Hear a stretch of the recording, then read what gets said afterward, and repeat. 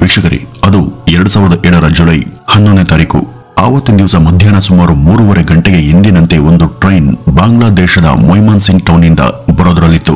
ಆ ಒಂದು ಟ್ರೈನ್ ನ ಚಾಲಕ ಅವತ್ತು ರೈಲ್ವೆ ಹಳಿಗಳ ಮೇಲೆ ಒಂದು ವಿಚಿತ್ರವನ್ನ ಗಮನಿಸ್ತಾನೆ. ಅದೇನಪ್ಪಾ ಅಂದ್ರೆ ಅಲ್ಲಿ ಹಳಿ ಮೇಲೆ ಯಾರೋ 9 ಜನ ನಡೆದುಕೊಂಡು ಹೋಗ್ತಿದ್ರು. ಅದರಲ್ಲಿ ದೊಡ್ಡವರು, ಚಿಕ್ಕವರು, ಸ್ತ್ರೀಯರು, ಮಕ್ಕಳು ಈ ರೀತಿ ಎಲ್ಲರೂ ಕೂಡ ಇದ್ರು. ಆ ರೀತಿ ನಡೆದುಕೊಂಡು ಹೋಗ್ತಿದ್ದಂತ ಅವರು ಟ್ರೈನ್ ಅನ್ನು ಕೂಡ ಲೆಕ್ಕಿಸದೆ ಹಳಿಯ ಮಧ್ಯ ಟ್ರೈನ್ಗೆ ಅಭಿಮುಖವಾಗಿ ನಿಂತಿದ್ರು. ಇದನ್ನ ನೋಡಿ ಟ್ರೈನ್ ಚಾಲಕನಿಗೆ ಗಾಬರಿ ಉಂಟಾಯಿತು. ಆ ಒಂದು ಟ್ರೈನ್ ಆಗ ತುಂಬಾ ಸ್ಪೀಡ್ ಅಲ್ಲಿ ಇದ್ದಿದ್ರಿಂದ ಅದನ್ನ ಆ ಕ್ಷಣಕ್ಕೆ ನಿಲ್ಸೋದಕ್ಕೂ ಸಾಧ್ಯ ಆಗ್ತಾ ಇರಲಿಲ್ಲ. ಅವನು ತಕ್ಷಣ ಹಾರ್ನ್ ಮಾಡಿ ಅವರನ್ನ ಎಷ್ಟು ಸಲ ಎಚ್ಚರಿಸಿದ್ರು ಕೂಡ ಹಳಿಯಿಂದ ಹೊರಗಡೆ ಅವರು ಬರೋದಿಕ್ಕೆ ಮನ್ಸನ್ನ ಮಾಡಲೇ ಇಲ್ಲ. ಆ ಒಂದು ಟ್ರೈನ್ಗೆ ಸಿಲುಕಿ ಸಾಯೋದು ಅವರ ಉದ್ದೇಶ ಇದ್ದಂತೆ ಕಾಣ್ತಿತ್ತು. ಆಗ ಈ ಲೋಕೋ ಪೈಲಟ್ಗೆ ಏನ್ ಮಾಡ್ಬೇಕು ಅಂತ ಗೊತ್ತಾಗ್ಲಿಲ್ಲ. ಆ ಒಂದು ರೈಲು ನೋಡ್ತಾನೆ ಅವ್ರ ಮೇಲೆ ಹರಿದು ಹೋಯಿತು. ವೀಕ್ಷಕರೇ, ಅವತ್ತು ಒಂದೇ ಪರಿವಾರದ ಇವರೆಲ್ಲರೂ ಕೂಡ ಸಾಮೂಹಿಕವಾಗಿ ತಮ್ಮ ಪ್ರಾಣವನ್ನ ತಾವೇ ಕಳೆದುಕೊಂಡಿದ್ರು. ಅಷ್ಟಕ್ಕೂ ಈ ಇಡೀ ಪರಿವಾರ ಯಾಕೆ ಈ ರೀತಿ ಮಾಡ್ಕೊಳ್ತು? ಇಂಥ ಒಂದು ವಿಲಕ್ಷಣ ನಿರ್ಧಾರವನ್ನ ಅವ್ರು ಯಾಕೆ ಮಾಡಿದ್ರು? ಇದರ ಹಿಂದಿರುವಂತ ಕಾರಣ ಏನು? ಬನ್ನಿ ವೀಕ್ಷಕರೇ, ಇದ್ರ ಬಗ್ಗೆ ಈ ಮುಂದೆ ತಿಳಿತಾ ಹೋಗೋಣ.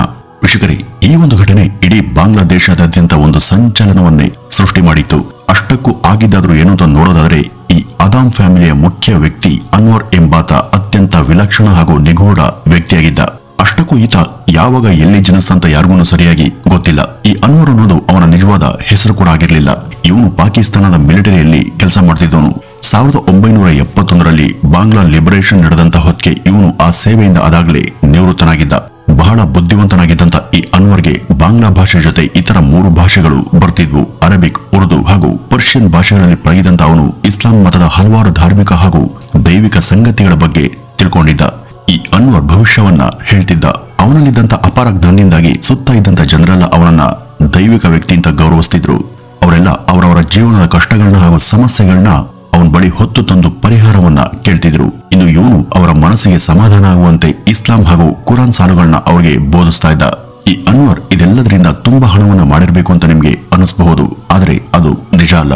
ಅವನು ಸಾಧಾರಣ ಮಧ್ಯಮ ವರ್ಗದ ಪರಿವಾರವಾಗಿತ್ತು. ಅವನ ಪರಿವಾರದಲ್ಲಿ ಪತ್ನಿ ಹೀನಾ ಅಲ್ಲದೆ 5 ಹೆಣ್ಮಕ್ಳು ಹಾಗೂ 2 ಗಂಡ್ಮಕ್ಳು ಕೂಡ ಇದ್ರು. ಇವ್ರ ಪೈಕಿ ಮೆಹರುನಿಸಾ ದೊಡ್ಡೋಳು. ಈಕೆಗೆ ಮದುವೆಯಾಗಿ 2 ಮಕ್ಕಳು ಕೂಡ ಇದ್ರು. ಇನ್ನು ಹಿರಿಯ ಮಗ ಗೋಲಂ ಓದ್ನಲ್ಲಿ ಜಾಣಾಗಿದ್ದ. ಇನ್ನು ಕಿರಿಯವನಾದಂತ ಆರಿಫ್ ಕೂಡ ತನ್ನಣ್ಣ ಗೋಲಂನ ಹಾದಿಯಲ್ಲೇ ತನ್ನ ಶೈಕ್ಷಣಿಕ ಕರಿಯರನ್ನ ಬೆಳೆಸಿಕೊಳ್ಳುವತ್ತ ಹೆಜ್ಜೆ ಹಾಕಿದ್ದ. ಇವರೆಲ್ಲರೂ ಕೂಡ ಒಟ್ಟಿಗೆ ಬಾಂಗ್ಲಾದ ಮೈಮನ್ ಸಿಂಗ್ ಎಂಬ ಊರಲ್ಲಿ ವಾಸ ಇದ್ರು. ಇವರದು ದೊಡ್ಡ ಕುಟುಂಬ ಆಗಿರೋದ್ರಿಂದ ಅಲ್ಲಿ ಖರ್ಚು ವೆಚ್ಚಗಳು ಅಧಿಕವಾಗಿನೇ, ಆದ್ರೆ ಆದಾಯಕ್ಕೆ ಮಾತ್ರ ಕೊರತೆ ಇತ್ತು. ಆರ್ಮಿಯಿಂದ ನಿವೃತ್ತಿಯನ್ನ ಪಡೆದ ನಂತರ ಅನ್ವರ್ ಯಾವುದೇ ಆದಾಯದ ದಾರಿಯನ್ನ ಕಂಡುಕೊಂಡಿರ್ಲಿಲ್ಲ. ಅವ್ರ ಬಳಿ ಅಷ್ಟಾಗಿ ಹಣ ಕೂಡ ಇರ್ಲಿಲ್ಲ. ಈ ಅನ್ವರ್ನನ್ನ ಅಲ್ಲೆಲ್ಲ ಜನ ಸಂತ ಅಂತ ಕರೀತಿದ್ರು. ಅವ್ರ ಬಳಿ ಬರ್ತಿದಂತ ಜನ ಅಷ್ಟೋ ಇಷ್ಟೋ ದಕ್ಷಿಣೆ ಕೊಟ್ಟು ಹೋಗ್ತಾ ಇದ್ರು. ಇದರಿಂದ ಮನೆಯ ಖರ್ಚನ್ನ ನಿಭಾಯಿಸೋದಕ್ಕೆ ಸಾಧ್ಯ ಆಗ್ತಿರ್ಲಿಲ್ಲ. ಹೀಗಾಗಿ ಅನ್ವರ್ ತಾನೇ ಮನೆಯಲ್ಲಿ ಹಿಮ್ ಕುಶುಮ್ ಎಂಬ ಒಂದು ಹೇರ್ ಆಯಿಲ್ ಅನ್ನ ತಯಾರು ಮಾಡಿ ಅದನ್ನ ಮಾರಾಟ ಮಾಡಿ ಅದರಿಂದ ಒಂದಷ್ಟು ಹಣವನ್ನ ಗಳಿಸ್ತಿದ್ದ. ಇದಕ್ಕೆ ಬೊಕ್ಕ ತಲೆಯ ಸಮಸ್ಯೆಯನ್ನ ಸಂಪೂರ್ಣವಾಗಿ ನೀಗಿಸುವಂತ ಶಕ್ತಿ ಇದೆ ಅಂತ ಆತ ಎಲ್ಲಾ ಕಡೆ ಪ್ರಚಾರವನ್ನ ಮಾಡಿದ್ದ. 1972ರಲ್ಲಿ ಈ ಹೇರ್ ಆಯಿಲ್ ನ ಮಾರಾಟ ಶುರು ಮಾಡದಂತ ಅನ್ವರ್ 1985ರ ಹೊತ್ತಿಗೆ ಇದರಿಂದ ಸಾಕಷ್ಟು ಹಣವನ್ನ ಗಳಿಸಿದ್ದ. ಈ ಒಂದು ಹೇರ್ ಆಯಿಲ್ ಅಲ್ಲಿ ಸುತ್ತಮುತ್ತ ತುಂಬಾ ಫೇಮಸ್ ಕೂಡ ಆಗಿತ್ತು. ನಿವೃತ್ತಿಯಾದ ನಂತರ ಇವರ ಪರಿವಾರದ ಮುಖ್ಯ ಆದಾಯ ಇದರಿಂದಾನೇ ಹರಿದು ಬರ್ತಾ ಇತ್ತು. ಈ ಒಂದು ಹಣದಿಂದ ಒಂದು ಭವ್ಯ ಮನೆಯನ್ನ ಕಟ್ಟೋಣ ಅಂತ ಅನ್ವರ್ ತನ್ನವ್ರ ಜೊತೆ ವಾಸ ಮಾಡೋದಕ್ಕೆ ಶುರು ಮಾಡ್ತಾನೆ. ಇವನ ಹೇರ್ ಆಯಿಲ್ ಸುತ್ತಮುತ್ತ ಪರಿಚಯವಾದಂತೆ ಇದಕ್ಕೆ ಅನಗತ್ಯ ಗಮನವೂ ಕೂಡ ಸಿಗುತ್ತೆ. ಇದರಿಂದ ಪ್ರಯೋಜನ ಸಿಗದೇ ಇದ್ದಂತ ಕೆಲವರು ಇದ್ರ ಬಗ್ಗೆ ಅಪಪ್ರಚಾರವನ್ನ ಶುರು ಮಾಡ್ತಾರೆ. ಅದು ಅನ್ವರ್ನವರೆಗೂ ತಲುಪಿದಾಗ ಅವನು ಇಲ್ಲಿ ಇದರ ದೂಷಣೆಯನ್ನ ಇತರರ ಮೇಲೆ ಹಾಕ್ತಾನೆ. ತನಗಾಗ್ದವರು ಈ ರೀತಿ ಸುಮ್ಮನೆ ಇಲ್ಲ ಸಲ್ಲದ ಅಪಪ್ರಚಾರ ಮಾಡ್ತಿದ್ದಾರೆ ಅಂತ ದೂರಕ್ಕೆ ಶುರು ಮಾಡದಂತ ಅನ್ವರ್ ಸುತ್ತಲಿನ ಜನರ ವೈರತ್ವವನ್ನ ಕಟ್ಕೊಳ್ತಾನೆ. ನಂತರ ಇವನ ಹಾಗೂ ಇವನ ಪರಿವಾರ ಜನರಿಂದ ದೂರ ಆಗಿನೇ ಜೀವನವನ್ನ ಸಾಗಿಸ್ತಿತ್ತು. ಸಮಾಜದ ಮೇಲೆ ಅವ್ರಿಗೆ ನಿಧಾನವಾಗಿ ದ್ವೇಷ ಹಾಗೂ ತಿರಸ್ಕಾರ ಮೂಡೋದಕ್ಕೆ ಶುರುವಾಯಿತು. ಇಲ್ಲಿ ಅನ್ವರ್ನ ಪರಿವಾರ ಕೂಡ ಜನರಿಂದ ತಿರಸ್ಕಾರಕ್ಕೆ ಒಳಗಾಗಿತ್ತು. ಕಾರಣ ಅನ್ವರ್ ಇಸ್ಲಾಂ ಮತದಿಂದ ದಿನೇ ದಿನೇ ದೂರ ಆಗ್ತಿದ್ದ. ಅವನಿಗೆ ತನ್ನದೇ ಧರ್ಮದ ಒಂದಷ್ಟು ವಿಷಯಗಳ ಬಗ್ಗೆ ಅಸಮ್ಮತಿ ಇತ್ತು. ಇಸ್ಲಾಂ ಮತದಲ್ಲಿ ತನಗೆ ಇಷ್ಟ ಇಲ್ದಿರುವಂತಹ ಒಂದಷ್ಟು ಸಂಗತಿಗಳ ಬಗ್ಗೆ ಆತ ಇತರೆ ಮುಸಲ್ಮಾನರ ಜೊತೆ ವಾದವನ್ನ ಮಾಡ್ತಿದ್ದ. 1993ರಲ್ಲಿ ಇವನ್ ಮಗ ಗೋಲಂ ಢಾಕಾಗೆ ತನ್ನ ಹೈಯರ್ ಎಜುಕೇಶನ್ಗೋಸ್ಕರ ಹೊರಟಿದ್ದ. ಢಾಕಾಗೆ ಹೋದ್ಮೇಲೆ ಈ ಗೋಲಂನಲ್ಲಿ ಒಂದಷ್ಟು ಗಾಢವಾದಂತಹ ಬದಲಾವಣೆಯನ್ನ ಅವನ ಸಹಪಾಠಿಗಳು ಗಮನಿಸಿದ್ರು. ಅದೇನಪ್ಪ ಅಂದ್ರೆ, ಮುಸಲ್ಮಾನನಾಗಿ ಮೊದಲೆಲ್ಲ ಮಸೀದಿಗೆ ಹೋಗ್ತಿದ್ದಂತ ಅವನು ದಿಢೀರನೆ ಮಸೀದಿಗೆ ಹೋಗೋದನ್ನ ನಿಲ್ಸಿದ್ದ. ಈ ಬಗ್ಗೆ ಅವರು ಯಾಕೆಂತ ಕೇಳಿದಾಗ ಈ ಗೋಲಂ ಗಂಭೀರವಾಗಿ, ನೋಡಿ, ನಿಮ್ಮ ಧರ್ಮ ನಿಮ್ದು, ನನ್ನ ಧರ್ಮ ನನ್ನದಂತಷ್ಟೇ ಹೇಳಿದ್ದ. ಇದರ ಅರ್ಥ ಏನು ಅಂತ ಅವನಿಗೆ ಸರಿಯಾಗಿ ಗೊತ್ತಿರಲಿಲ್ಲ. ಗೋಲಂ ಸಹಿತ ಅವನ ಪರಿವಾರದ ಎಲ್ಲರೂ ಕೂಡ ಈಗಾಗಲೇ ಆಂಟಿ ಇಸ್ಲಾಮಿಕ್ ಆಗಿದ್ರು. ಅಂದ್ರೆ ಅವರು ಇಸ್ಲಾಂ ಮತದ ಆಚರಣೆಯನ್ನ ಸಂಪೂರ್ಣವಾಗಿ ನಿಲ್ಲಿಸಿದ್ರು. ಇವರ ಪರಿವಾರದಲ್ಲಿ ಮೆಹರುನ್ನೀಸಾ ಮಾತ್ರ ಇದಕ್ಕೆ ಒಪ್ಪಿರಲಿಲ್ಲ.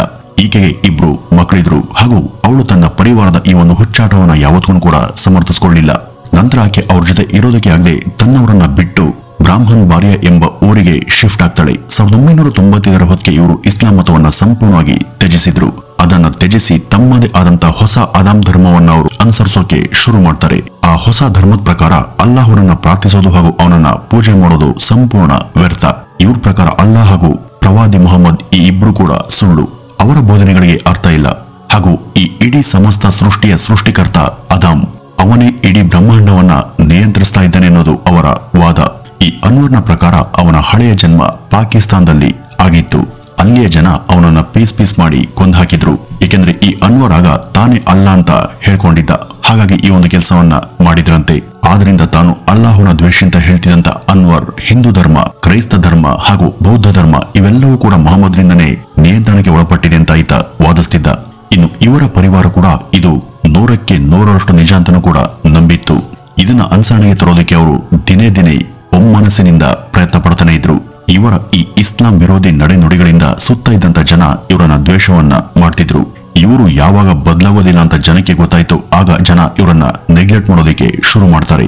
ಹೀಗಿರುವಾಗ 2000 ಇಸ್ವಿಯ ಜುಲೈ 10ನೇ ತಾರೀಕು ಢಾಕಾದ ಒಂದು ಆಸ್ಪತ್ರೆಯಲ್ಲಿ ಕಾರ್ಡಿಯಕ್ ಅರೆಸ್ಟ್ನಿಂದ ಈ ಪರಿವಾರದ ಹಿರಿಯನಾದಂತ ಅನ್ವರ್ ಮರಣಿಸ್ತಾನೆ. ಇದೇ ಕಾರಣಕ್ಕೆ ಅವನು ಸತ್ತ ನಂತರ ಅವನ ಶವವನ್ನ ಮನೆಯವರು ಮನೆ ಆವರಣದಲ್ಲೇ ಹೂತು ಮಣ್ಣು ಮಾಡಿದ್ರು ಹಾಗೂ ಇದನ್ನ ಪೂರ್ವ ಹಾಗೂ ಪಶ್ಚಿಮದ ಅಭಿಮುಖವಾಗಿ ಹೂಡ್ಹಾಕಿದ್ರು. ಕಾರಣ ಇಸ್ಲಾಂನಲ್ಲಿ ಪಶ್ಚಿಮದ ದಿಕ್ಕನ್ನ ಪವಿತ್ರ ಅಂತ ಭಾವಿಸಲಾಗುತ್ತೆ ಹಾಗೂ ಈ ಒಂದು ದಿಕ್ಕಿನಲ್ಲಿ ಅವರ್ಯಾರು ಕೂಡ ಶವವನ್ನ ಹೂಡಲ್ಲ. ಬದಲಿಗೆ ಶವಗಳನ್ನ ಅಲ್ಲಿ ಉತ್ತರ ದಕ್ಷಿಣಾಭಿಮುಖವಾಗಿ ಹೂಳ್ತಾರೆ. ಇಸ್ಲಾಂನಲ್ಲಿ ಪಶ್ಚಿಮ ದಿಕ್ಕಿನತ್ತ ಶವವನ್ನ ಇರಿಸೋದು ಮಹಾಪಾಪ ಅಂತ ಭಾವಿಸಲಾಗುತ್ತೆ. ಯಾವಾಗ ಅನ್ವರ್ನ ಶವವನ್ನ ಅವನ ಮನೆಯವರು ಈ ರೀತಿ ಇರಿಸಿ ಹೂತ್ ಹಾಕಿದ್ರು ಅದು ಜನರ ಗಮನವನ್ನ ಸೆಳೆದು ಎಲ್ಲರ ಕೋಪಕ್ಕೆ ಕಾರಣ ಆಗುತ್ತೆ. ಶವ ಹೂಳುವಂತ ಸಮಯದಲ್ಲಿ ಇವರಿಗೆ ಇಸ್ಲಾಂ ಮತದ ವಿರುದ್ಧ ಏನಾದ್ರೂ ಕಾರ್ಯ ಮಾಡಿದ್ರೆ ಪರಿಣಾಮ ಚೆನ್ನಾಗಿರಲ್ಲ ಎಂಬ ಧಮಕಿಗಳು ಕೂಡ ಕೇಳಿ ಬಂದಿದ್ವು. ಆಗ ಇವರು ಜನರನ್ನ ಸುಮ್ಮನಿರಿಸುವಂತ ಸಲುವಾಗಿ ನಾವೀಗ ಇಸ್ಲಾಂ ಮತಕ್ಕೆ ಸೇರಿಲ್ಲ, ನಾವು ಕ್ರೈಸ್ತರಾಗಿದ್ದೇವೆ ಎಂಬ ಸಬೂಬನ್ನ ಕೊಟ್ಟಿದ್ರು. ಆದ್ರೆ ಇವರು ಕ್ರೈಸ್ತ ಮತಕ್ಕೆ ಕನ್ವರ್ಟ್ ಆಗಿರ್ಲಿಲ್ಲ. ಈ ಒಂದು ವಿಷಯ ಇವರ ಕೆಲ ಆಪ್ತರಿಂದ ಎಲ್ರಿಗೂ ಗೊತ್ತಾಯ್ತು. ಕೆಲವರು ಇವರ ದೇಹವನ್ನ ಅಲ್ಲಿನ ತೆಗೆದು ಮುಸಲ್ಮಾನರ ರುದ್ರಭೂಮಿಗೆ ಅದನ್ನ ಒಯ್ದು ಸರಿಯಾದ ಕ್ರಮದಲ್ಲಿ ಅದನ್ನ ಹೂತ್ ಹಾಕ್ತಾರೆ. ಯಾವಾಗ ಅನ್ವರ್ನ ಕೊನೆಯ ಆಸೆ ಈ ರೀತಿ ನಾಶ ಆಯಿತು, ಆ ಮೂಲಕ ಅವನು ತನ್ನ ಮೊಮ್ಮಗ ಮೌಲಾನಲ್ಲಿ ಮರುಜನ್ಮ ಪಡೆಯೋದಕ್ಕೂ ಇದು ಅಡ್ಡಿ ಮಾಡ್ತು. ಈಗ ಇವರ ಪರಿವಾರ ಸುತ್ತಮುತ್ತಲಿನ ಜನರಿಂದ ತಿರಸ್ಕಾರವನ್ನು ಎದುರಿಸಿ ಜೀವಿಸಬೇಕಾಗಿ ಬಂತು. ಇವರನ್ನ ಯಾರು ಕೂಡ ಸೇರಿಸ್ತಿರ್ಲಿಲ್ಲ. ಹೀಗಿದ್ದಾಗ ಇವರ ಪರಿವಾರಕ್ಕೆ ಈಗ ಹೊಸ ಸದಸ್ಯೆಯ ಪ್ರವೇಶ ಆಯಿತು. ಆಕೆ ಹೆಸರು ಲೀನಾ. ಈಕೆ ಕೂಡ ಇವರ ಆದಾಮ್ ಧರ್ಮವನ್ನ ಕುರುಡಾಗಿ ನಂಬಿದ್ಲು. ಆದ್ರಿಂದ ಇವರ ಪರಿವಾರದಲ್ಲಿ ಈಕೆ ಇರೋದಕ್ಕೆ ಅವಕಾಶ ಸಿಕ್ತು. 2024ರ ಹೊತ್ತಿಗೆ ಇವರ ಪರಿವಾರದ ಹಿರಿಯ ಮಗ ಗೋಲಂ ತನ್ನ ಎಜುಕೇಶನ್ ಮುಗಿಸಿ ಯಾವುದೋ ಖಾಸಗಿ ಸಂಸ್ಥೆಯಲ್ಲಿ ತನ್ನ ನಿಜ ಹಿನ್ನೆಲೆ ಮರೆಮಾಚಿ ಕೆಲಸವನ್ನ ಮಾಡ್ತಿದ್ದ. ಇವನು ಮುಸ್ಲಿಂ ಅಲ್ಲ ಹಾಗೂ ಇವನು ಇಸ್ಲಾಂ ಮತದ ಆಚರಣೆಯ ವಿರೋಧ ಮಾಡ್ತಾನೆ ಅಂತ ಗೊತ್ತಾಗಿ ಅದೇ ವರ್ಷ ಇವನನ್ನ ಕೆಲವರು ಹೊಂಚ್ ಹಾಕಿ ಕೊಂದ್ ಹಾಕಿದ್ರು. ಅವನ ಇಡೀ ಪರಿವಾರದ ಆಧಾರವಾಗಿದ್ದಂತ ಇವನ ಸಾವಿನ ನಂತರ ವಿಪರೀತ ಸಮಸ್ಯೆಯಲ್ಲಿ ಉದ್ಭವವಾಯಿತು. ಅವನು ಮಕ್ಕಳಿಗೆ ಟ್ಯೂಷನ್ ಮಾಡಿ ಅಷ್ಟೋ ಇಷ್ಟು ಹಣವನ್ನ ಗಳಿಸ್ತಿದ್ದ. ಆದ್ರೆ ಅವರೆಲ್ಲರನ್ನೂ ಕೂಡ ಸಾಕೋದಿಕ್ಕೆ ಇದು ಸಾಲ್ತಿರ್ಲಿಲ್ಲ. ಅವರು ಅಲ್ಲಿ ಎಲ್ಲರ ವಿರೋಧವನ್ನ ಕಟ್ಕೊಂಡಿದ್ರಿಂದ ಅವ್ರಿಗೆ ಹೆಚ್ಚು ಉದ್ಯೋಗದ ಅವಕಾಶ ಆಗ್ಲಿ ಅಥವಾ ಹೆಚ್ಚು ವೇತನದ ಕೆಲಸಗಳಾಗ್ಲಿ ಸಿಗ್ಲಿಲ್ಲ. ಇದೆಲ್ಲದರಿಂದ ಅವರು ಕೂಡ ಬೇಸತ್ತಿದ್ರು. ಆದ್ರೆ ನಂತರ ಅದೇನಾಯ್ತೋ ಗೊತ್ತಿಲ್ಲ.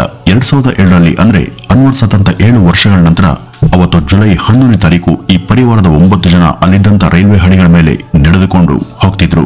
ಅವರಲ್ಲಿ ಯಾರೊಬ್ಬರಿಗೂ ಯಾವುದೇ ಭಯ ಹಿಂಜರಿಕೆ ಇರಲಿಲ್ಲ. ಟ್ರೈನ್ ವೇಗವಾಗಿ ಬಂದು ಅಷ್ಟು ಜನರ ಮೇಲೆ ಹರಿದು ಹೋಗುತ್ತೆ. ಎಲ್ಲರೂ ಕೂಡ ಕೆಲವೇ ಕ್ಷಣಗಳಲ್ಲಿ ಸಾವನ್ನಪ್ತಾರೆ. ಅಲ್ಲಿ ಪರಿವಾರದ ಹಿರಿಯೆ ಹೀನಾ, 4 ಹೆಣ್ಮಕ್ಳು, 2 ಮೊಮ್ಮಕ್ಕಳು, ಮಗ ಆರಿಫ್ ಹಾಗೂ ಇವನ ಅನುಯಾಯಿಯಾದಂತ ಲೀನಾ ಕೂಡ ಇದ್ಲು.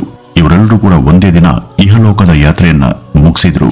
ಈ ಪರಿವಾರದವರು ಸ್ವಲ್ಪ ವಿಚಿತ್ರ ಅಂತ ಎಲ್ರಿಗೂ ಗೊತ್ತಿತ್ತು. ಆದ್ರೆ ಈ ತರ ಆಗುತ್ತೆ ಅಂತ ಯಾರಿಗೂ ಗೊತ್ತಿರಲಿಲ್ಲ.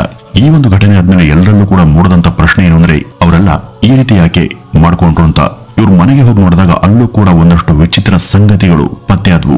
ಮನೆಯ ಒಳಗೆ ಎಲ್ಲರೂ ಕೂಡ ಅವರವರದೇ ಆದಂತ ಸಮಾಧಿಯನ್ನ ತೋಡ್ಕೊಂಡಿದ್ರು. ಅಲ್ಲೊಂದು ಕೊಫಿನ್ ಕೂಡ ಓಪನ್ ಆಗಿತ್ತು. ಅಲ್ಲಿ ಒಂದು ಕೋಣೆಯಲ್ಲಿ ಡೈರಿ ಹಾಗೂ ಇತರ ಕೆಲ ಪುಸ್ತಕಗಳು ಕೂಡ ಸಿಕ್ಕಿದ್ವು. ಆ ಡೈರಿಯಲ್ಲೂ ಕೂಡ ವಿಚಿತ್ರವಾದ ಒಕ್ಕಣೆಗಳು ಇದ್ವು. ಈ ಲೋಕವನ್ನ ಪ್ರವಾದಿ ಮಹಮ್ಮದ್ರಿಂದ ಸಂಪೂರ್ಣ ಸ್ವಾತಂತ್ರ್ಯಗೊಳಿಸುವಂತ ಸಲುವಾಗಿ ಪಣ ತೊಟ್ಟಂತ ನಾವು ಈ ಲೋಕದಿಂದನೇ ಶಾಶ್ವತವಾಗಿ ದೂರ ಹೋಗ್ತಾ ಇದ್ದೇವೆ. ನಾವೆಲ್ಲ ಸತ್ತ ನಂತರ ನಮ್ಮ ಆಸೆಯಂತೆ ನಮ್ಗೆಲ್ಲ ಹೊಸ ಜನ್ಮ ಸಿಗುವಂತ ಬಗ್ಗೆ ನಮ್ಗೆ ಭರವಸೆ ಇದೆ. ಇವತ್ತು ಲೋಕದ ಅನೇಕ ಜನ ಅಕ್ರಮ ವ್ಯವಹಾರಗಳಲ್ಲಿ ನಿರತರಾಗಿದ್ದಾರೆ. ಅವರಿಗೆಲ್ಲ ಬೇಗನೆ ಸ್ವಾತಂತ್ರ್ಯ ಸಿಗ್ಲಿ, ಇಲ್ಲಿಂದಾಚೆ ಒಂದು ಹೊಸ ಆರಂಭ ಶುರುವಾಗ್ಲಿ.